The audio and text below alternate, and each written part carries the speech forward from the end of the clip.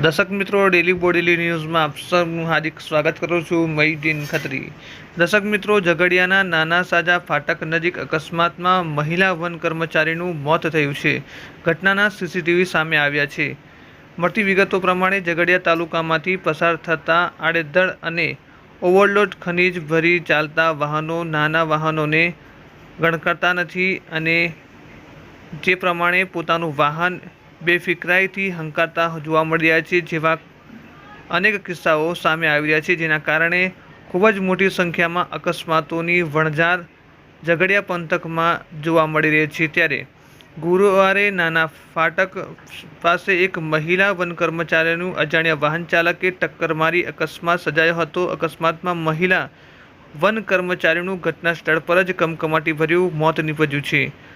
જાણવા મળતી માહિતી મુજબ મૂળ દહેજ તાલુકા વાગરા ખાતે રહેતી કવિતા કાંતિલાલ ગોહિલ, ઉંમર વર્ષ આશરે 32 વર્ષ, કેવડિયા વન વિભાગમાં બીટ ગાર્ડ તરીકે ફરજ બજાવતી હતી.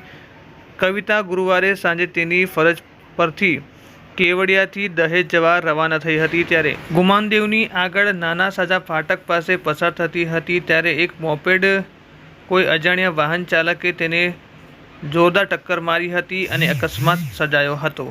અકસ્માતની ઘટનામાં આખી ટ્રક તેના પરથી ફરી વળી હતી, જેના કારણે તેનું ઘટના સ્થળે જ કમકમાટીભર્યું મોત નીપજ્યું હતું.